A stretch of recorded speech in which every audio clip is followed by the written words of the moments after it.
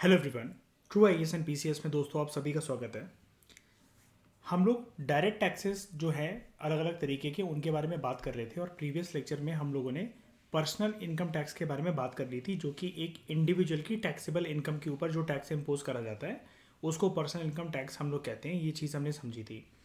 उसके क्या क्या टैक्स स्लैब्स हैं और एक पहले से ही टैक्स स्लैब जो है वो कंटिन्यू होता हुआ आ रहा है, जिसको हम लोग इकोनॉमिक्स की भाषा में ओल्ड टैक्स रिजीम कहते हैं। ये आज भी कंटिन्यू है, लेकिन हमने ये भी देखा था कि यूनियन बजट 2020-21 में एक नया इनकम टैक्स रिजीम आया था और ये ऑप्शन दिया गया था लोगों को कि आप चाहो तो पुरानी वाली रिजीम को ही अपनाकर टैक्स पे कर दो या फिर नई वाली रिजीम जो है, यानी कि नए वाले जो इनकम टैक्स स्लैब्स हैं, आपको जो रेट ठीक लगे आप उसके बेसिस पर टैक्स पे कर सकते हो। ठीक है, तो यानी कि लोगों के पास ऑप्शन आ गया था। अब तो ये वाला जो डायरेक्ट टैक्स हो गया, ये तो हो गया इंडिविजुअल की इनकम के ऊपर। अब देश में बड़ी सारी इंडस्ट्रीज और फैक्ट्रीज और कंपनीज भी तो होती हैं, है ना। तो जब किसी एक इंडिविजुअल के ऊपर ना लगकर जब टैक्स ना कंपनीज पर लगे, इंडस्ट्रीज पर लगे, फैक्ट्रीज पर लगे, उसको हम लोग कहते हैं कॉरपोरेट इनकम टैक्स। ठीक है, तो यहाँ से हम दूसरा डायरेक्ट टैक्स समझते हैं, कॉरपोरेट इनकम टैक्स। जैसा कि नाम से ही जाहिर है, ये ना जो कंपनीज होते हैं उनकी जो अर्न प्रॉफिट्स होते हैं उनके उन पे लगाया जाता है कॉरपोरेट इनकम टैक्स।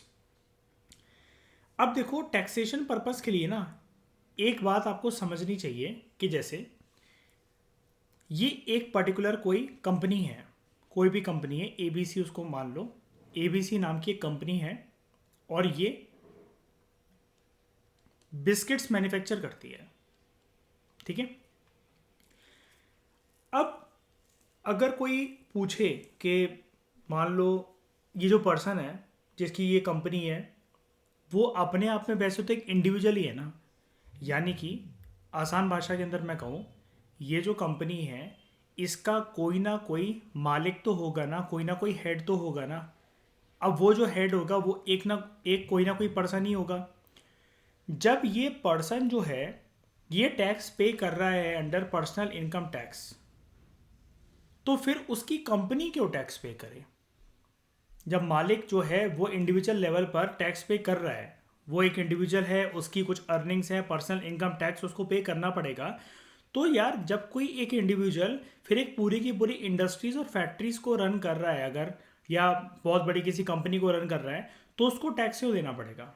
तो देखो, इनकम टैक्स एक्ट एक चीज़ मानता है, एक फिलॉसफी आप कह सकते हो उसको, कि टैक्सेशन पर्पस के लिए जो एक कंपनी होती है ना उसको एक बिल्कुल ही सेपरेट एंटिटी की तरह ट्रीट करा जाता है।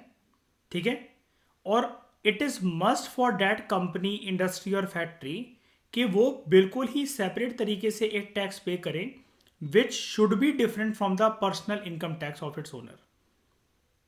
तो ये देखो, हेड वाली जो बात मैंने अभी आपसे कही ना, ओनर वाली बात, वो पे करेगा, लेकिन अगर वो जिंदगी में पैसा कुछ ऐसी चीज से कमाता है कि जो उसने एक कंपनी खोल रखी है, कोई कॉरपोरेट फर्म खोल रखी है, कोई ऑर्गेनाइजेशन खोल रखी है, कोई फैक्ट्री है उसके पास, अगर वहां से इनकम जनरेट हो रही है उसकी, बड़ा सा उसने लैंड खरीद रखा है, कुछ मशीनरी है, इलेक्ट्रिसिटी यूज़ होती है, नंबर ऑफ वर्कर्स उसका काम करते हैं, कुल मिलाकर उसका जो इनकम सोर्स है वो किसी ना किसी एक ऐसी जगह से आता है जिसको एंटाइटलमेंट दिया गया है कंपनी का, फैक्ट्री का, इंडस्ट्री का, कॉरपोरेट फर्म का, किसी भी चीज़ का, उसको एक बिल्कुल ही सेपरेट एंटिटी माना जाएगा।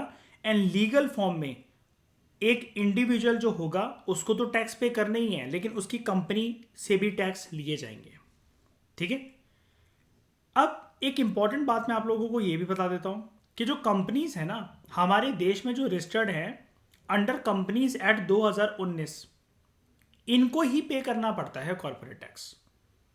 यानी कि अभी हम जानेंगे आने वाले चैप्टर के अंदर, ये टैक्स की चैप्टर के अंदर तो बात नहीं होगी, हम जानेंगे कि कंपनी की डेफिनेशन प्रॉपर तरीके से क्या होती है, किसको बोला जाता है कंपनी अंडर कंपनीज एक्ट 2019, कितने से कितने इनकम, कितना लैंड हो, कितने वर्कर्स उसके हो, क्या होता है कंपनी की डेफिनेशन, वो हम जानेंगे। ये कंपनीज एक्ट के बारे में भी हम डिटेल में पढ़ेंगे, लेकिन अभी के लिए आप इतना मान लो, ये कंपनीज एक्ट 2019 में जो रजिस्टर्ड नहीं है ना, छोटी मोटी कोई फैक्ट्री चला रहा है, आउटलेट चला रहा है, कपड़ों की फैक्ट्री है, आइसक्रीम की फैक्ट्री है, लेकिन अगर वो कंपनीज अमेंडमेंट एक्ट या कंपनीज एक्ट 2019 आप मान लो, अगर उसके अंदर वो रजिस्टर्ड नहीं है, तो उस पर्सन को फिर भले ही वो फैक्ट्री इंडस्ट्री या कोई भी चला रहा हो, अब देखो यहाँ पर बात ना मैं उसकी नहीं कर रहा हूँ कि लीगल तरीके से उसने आपको रजिस्टर करवाया कि नहीं करवाया, फ्रॉड कराया कि नहीं कराया, अभी आप बाकी पैरामीटर्स को भूल जाओ। रिगार्डलेस ऑफ अदर फैक्टर्स, सिर्फ अगर एक फैक्टर पे हम लोग निगाह मारें, अगर पर्सन कुछ ना कुछ काम धंधा कर रहा है, उसने एक आउटलेट खोल रखा है, उसका एक शोरूम है, या बहुत बड़ी उसकी एक फैक्ट्री है जहां पर कोई कॉपीज बनती हैं, पेन्स बनते हैं, आइसक्रीम बनती है, चिप्स बनते हैं, लेकिन वो उसकी फैक्ट्री या कंपनीज अमेंडमेंट एक्ट 2019 के अंदर रजिस्टर्ड नहीं है, तो उस पर्सन को फिर कॉर्पोरेट इनकम टैक्स पे नहीं करना पड़ेगा, सिर्फ वो अपना पर्सनल इनकम टैक्स ही पे करेगा। हाँ, पकड़े गए तो क्या होगा क्या नहीं होगा वो तो आप जानते ही हो, और ये भी अभी हम देखेंगे कि इंस्पेक्शन वगैरह कैसे हो सकती है, उसके लिए क्या प्रोसीजर होता है, वो भी अभी हम जानते हैं। तो जो कंपनीज होती हैं, दूसरी इंपॉर्टेंट बात इसके अंदर ये भी है, फिर हमारे देश में चाहे जो पब्लिक कंपनियां हों या फिर प्राइवेट कंपनियां हों, ठीक है, अगर वो कंपनीज एक्ट 2019 के अंतर्गत रजिस्टर्ड हैं, दे आर लायबल टू पे कॉर्पोरेट टैक्स, उनको कॉर्पोरेट टैक्स पे करना पड़ेगा। क्या ये वाली बात समझ में आई आपको कि कॉर्पोरेट टैक्स एक इंडिविजुअल को इंडिविजुअल होते हुए भी और एक कंपनी चलाते हुए भी कब पे करना पड़ेगा, दोनों तरह के टैक्सेस कब पे करने पड़ेंगे? तो देखो, इनकम टैक्स एक्ट 1961 के अंतर्गत एक इंडिविजुअल की टैक्सेबल इनकम पर जो टैक्स लगता है सिर्फ एक इकलौते पर्सन की, उसको कहते हैं पर्सनल इनकम टैक्स, ठीक है। लेकिन कॉर्पोरेट टैक्स के लिए क्या जरूरी है कि आपकी फैक्ट्री, इंडस्ट्री, आउटलेट, फर्म या कंपनी कहां पर रजिस्टर्ड हो, कहां पर रजिस्टर्ड हो? Companies act 2019, okay. प्रेजेंटली कितना लगाया जाता है कॉर्पोरेट टैक्स? कॉर्पोरेट टैक्स जो है डोमेस्टिक कॉर्पोरेशंस के लिए, यानी कि देश में लोकेट होने वाली पब्लिक और प्राइवेट फर्म्स, ऑर्गेनाइजेशंस, कंपनीज या जो भी हैं, जिनका ग्रॉस टर्नओवर 250 करोड़ तक है, तक, ठीक है, इससे ऊपर नहीं, तो उनको 25% देना पड़ेगा। और जिनका टर्नओवर 250 करोड़ से ऊपर का है, या आप आई थिंक आप ये सिंबल देख पा रहे होगे, छोटा सा है यहाँ पर, ये दे रखा है ये सारा symbol, more than 250 crore, then the tax rate is 30%, 30% देना पड़ेगा कंपनीज को, ठीक है। अब इससे एक चीज़ समझ में नहीं आ रही हमें शाइनी, कि 250 करोड़ जनरली हर किसी कंपनी, फैक्ट्री, आउटलेट, भले आइसक्रीम की फैक्ट्री या कुछ भी हो, हर एक फर्म का तो होता ही नहीं है। तो यानी कि हमें थोड़ी थोड़ी यहाँ से हिंट मिल रही है ना, क्या देखो, कंपनीज एक्ट 2019 में वही कंपनीज, कॉर्पोरेशन फर्म रजिस्टर्ड होंगे जिनकी इनकम एटलीस्ट जो हो वो करोड़ों के अंदर आती हो, है ना। हर किसी की आती नहीं है, तो हर किसी को जबरदस्ती उठाकर ऐसे डाला भी नहीं जा सकता कंपनीज एक्ट के अंदर, है ना। और जब कंपनीज एक्ट के अंदर अर्पित नहीं डाला जा सकता, तो क्या कॉर्पोरेट टैक्स देना पड़ेगा? बिल्कुल नहीं, ठीक है। 2019 में क्या हुआ था, यूनियन गवर्नमेंट ने टैक्स रेट जो था वो स्लैश कर दिया था। 25% है ना, ये जो ऊपर लिखा हुआ है 25%, इसको 15% कर दिया था, लेकिन एक कंडीशन है, जितनी भी नई मैन्युफैक्चरिंग कंपनीज आ रही थी उसके लिए। अब मुझे एक बात बताओ, यहां पर सिर्फ सरकार ने और कुछ भी नहीं लिखा अपने बजट के टाइम पर, या जब भी इन्होंने, सरकार ने ये वाला डॉक्यूमेंट रिलीज करा ये बोलने के लिए कि नई नई मैन्युफैक्चरिंग कंपनीज जो आएंगी उनको टैक्स रेट 25%, उनको कॉर्पोरेट इनकम टैक्स 25% नहीं देना पड़ेगा, 15% देना पड़ेगा अगर आप नए हो, अगर आप इंडियन इकोनॉमी की मार्केट में नए हो तो। और दूसरी कंडीशन ये, नए तो हो, आप मैन्युफैक्चरिंग कंपनी हो। और किसी के लिए नहीं बोला। ऐसा क्यों? याद करो मेरे लेक्चर्स, प्रीवियस चैप्टर्स वाले।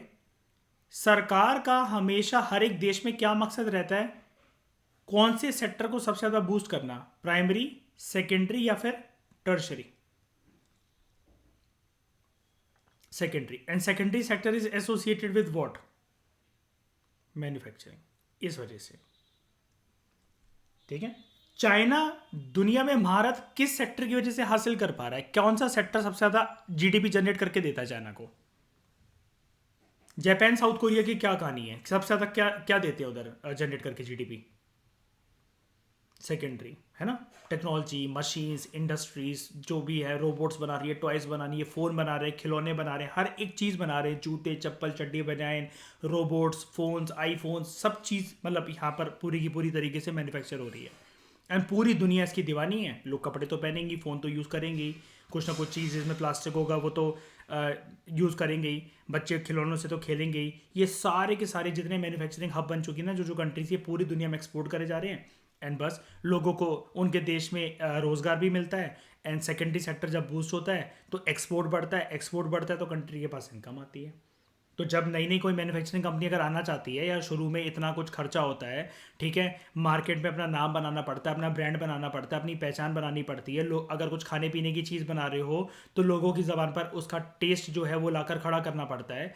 अगर 25% टैक्स ही देना पड़ेगा तो फिर नई मैन्युफैक्चरिंग कंपनी इतनी इनिशियल लेवल पर सारी की सारी जितनी आ सकती थी, बढ़ चढ़ के हिस्सा ले सकती थी, उतनी प्रमोट होंगी नहीं।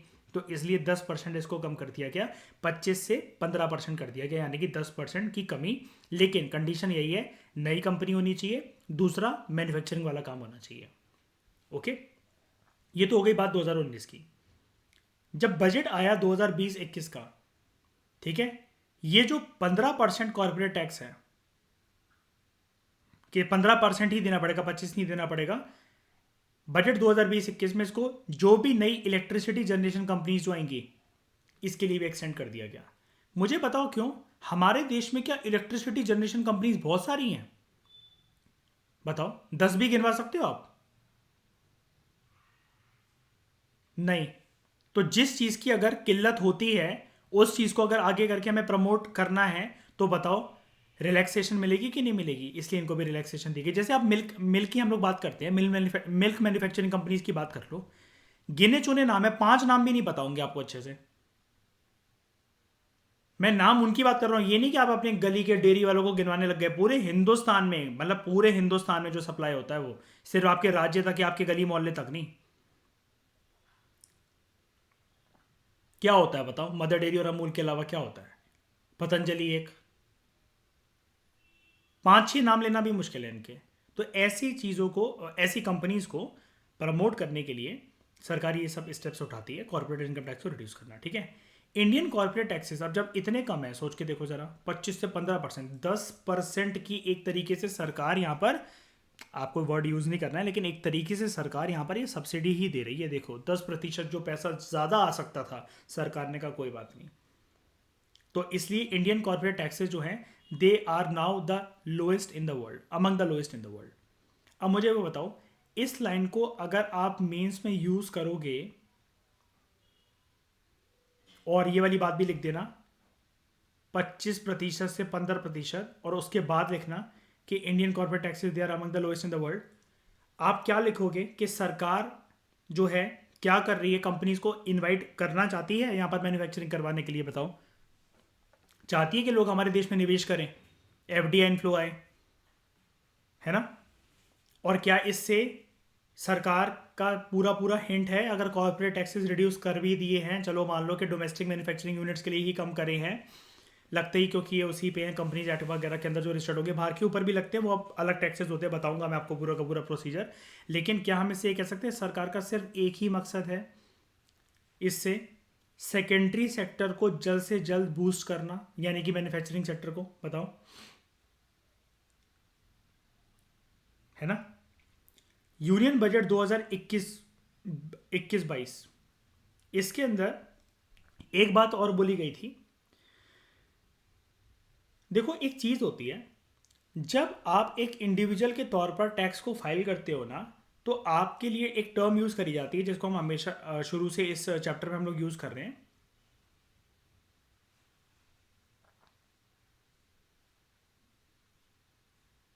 Income tax return.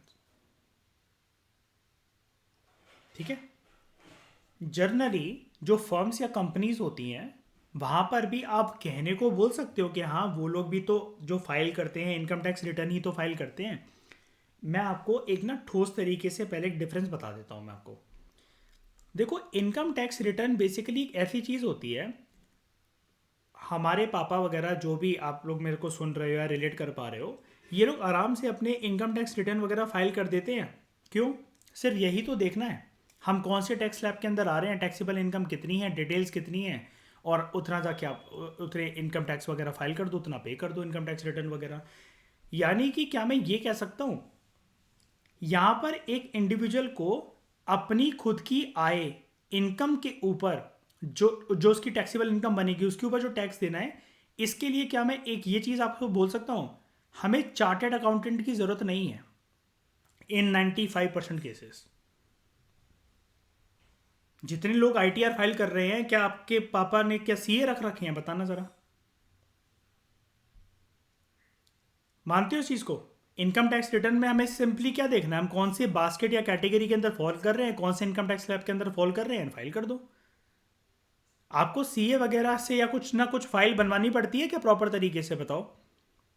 उतना तो आप ही प्रॉपर तरीके से हैंडल कर सकते हो सकता है कि कोई पर्सन जो है वो बिजी हो या कुछ भी हो तो वो सीए रख ले।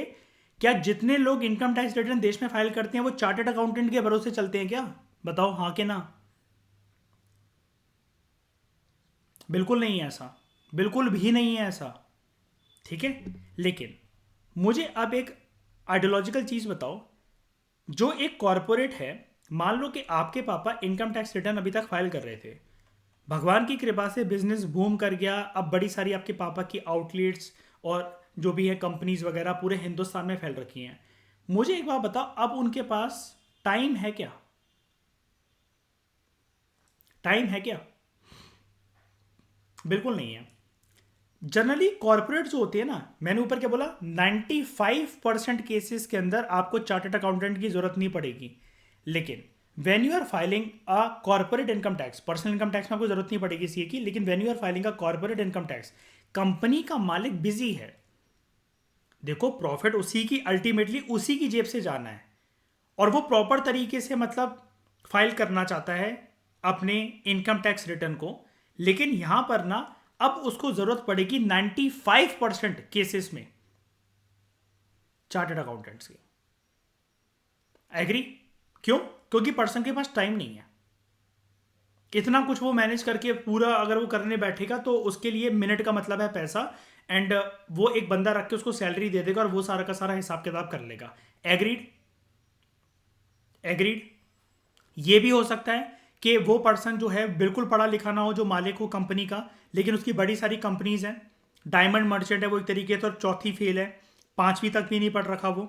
ठीक है, लेकिन जब प्रॉपर तरीके से इनकम टैक्स रिटर्न जो फाइल करनी है तो कुछ गड़बड़ी ना हो जाए, फालतू में ड्रामेबाजी ना हो, कौन उलझे सरकार के साथ, पुलिस के साथ, इनकम टैक्स विभाग के साथ। ठीक है, तो इस वजह से वो सीए रख सकता है और एक से ज्यादा सीए भी रख सकता है। Do you agree? पहले इतना बताओ मुझे। ठीक है, अब क्या होता है कंपनीज के केस में ना दोस्तों, कंपनीज को जो मैं बार बार टर्म यूज कर रहा हूं ना, income tax return, income tax return, पहली बात यह कि कंपनीज के केस में इनकम टैक्स रिटर्न जैसी कोई टर्म नहीं यूज होती है, कोई टर्म नहीं यूज होती है। होती है, आप वैसे बोल सकते हो कहने को कि हाँ वो जो फाइल कर रहे हैं अपना टैक्स बता रहे हैं कि वो इनकम टैक्स रिटर्न की एक फॉर्म है, लेकिन जनरली क्या होता है कि जब वो कोई भी एक प्रोसीजर से जब वो फाइल कर रहे हैं, यहां पर ना, क्योंकि कंपनी है भाई, करोड़ों का टर्नओवर है, आपको ना आइटम्स की लिस्टिंग वगैरह जो भी होती है प्रॉपर फाइल बनाकर या ऑनलाइन एक पीडीएफ बनाकर बहुत अच्छे से फाइल करनी पड़ती है, जो कि मैंने आपको बता दिया, आपके लिए वाला काम आपका चार्टर्ड अकाउंटेंट कर रहा है।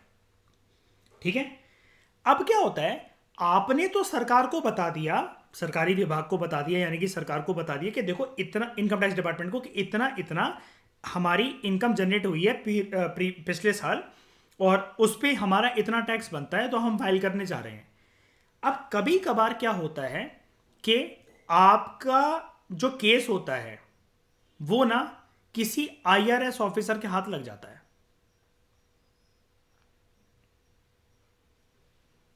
इनका इनका रोल क्या होता है आईआरएस ऑफिसर का? ये वैसे ना इंडिविजुअल पर बहुत कम छापे मारते हैं।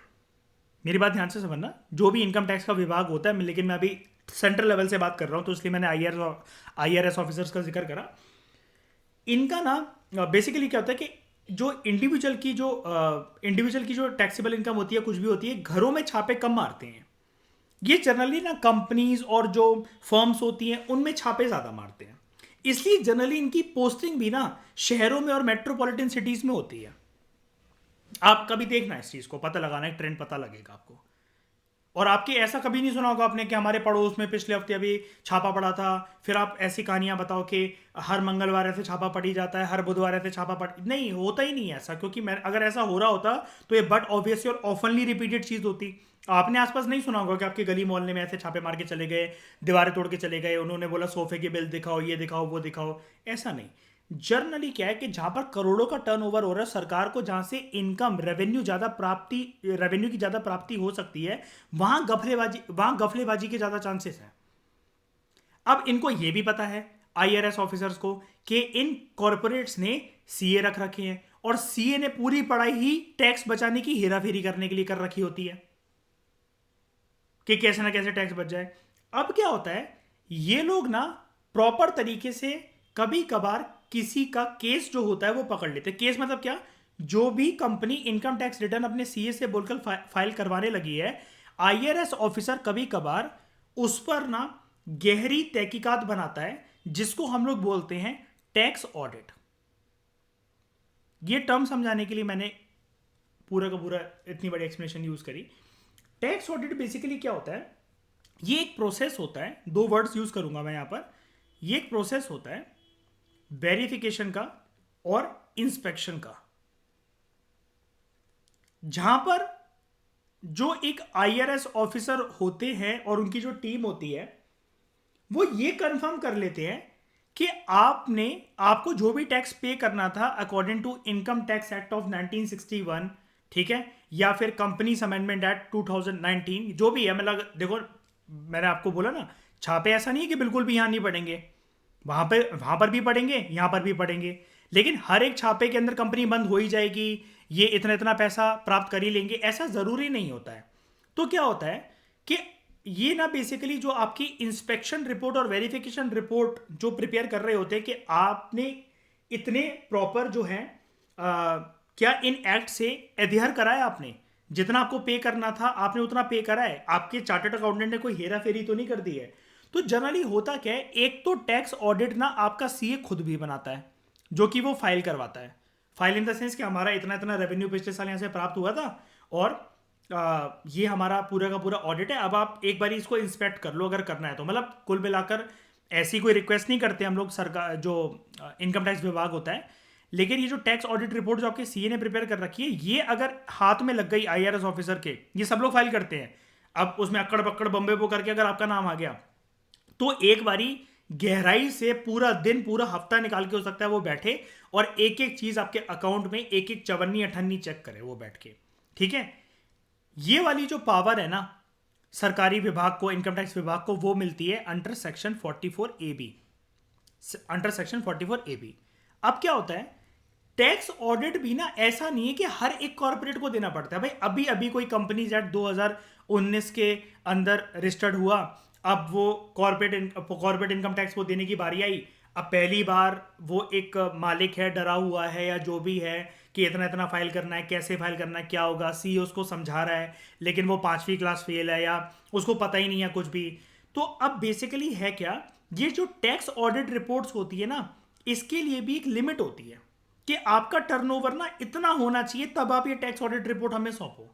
ये चीज है, मतलब ये चीज बहुत लोगों को पता नहीं होती है, और मैं मानता भी नहीं हूं कि हमें पता होनी चाहिए। यूपीएससी के लिहाज से बिल्कुल इंपॉर्टेंट नहीं है हमारे लिए, कहीं पर भी एक सिंगल चवन्नी अठन्नी वर्ग की इंपॉर्टेंस नहीं है इसकी। लेकिन क्योंकि बजट में इसका जिक्र हो गया था 2021-22 में, और यहां पर लिख रखा है, बोल्ड में लिख रखा है, तो भाई कुछ तो दम होगा इसके अंदर। इसलिए ये ना चीज चलती थी, हम लोग कभी जानते नहीं थे जब तक ये 2021-22 के अंदर बजट के अंदर बात नहीं हुई।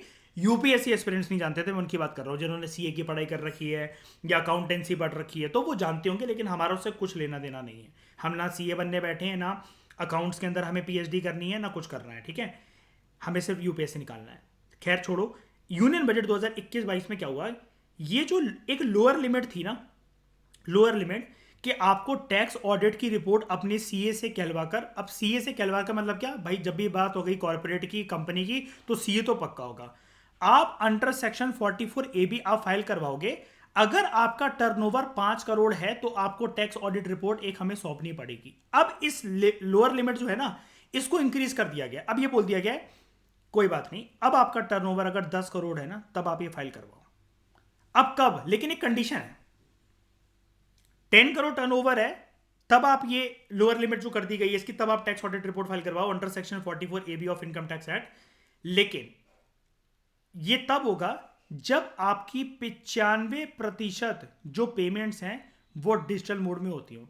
आपके दिमाग में एक चीज जरूर आई होगी कि यार ये टैक्स ऑडिट रिपोर्ट तो बल्कि और कम इनकम पर होनी चाहिए ना, मतलब ये सरकार बेवकूफी क्यों कर रही है?